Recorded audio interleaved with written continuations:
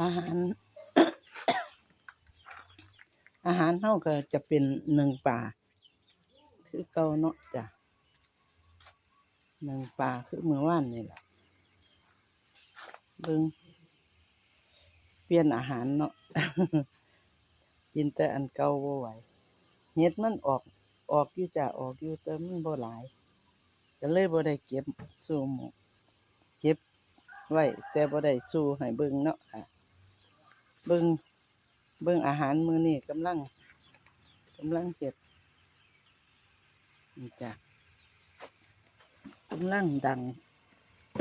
ก่อไฟหนึ่งปลาจ้ะ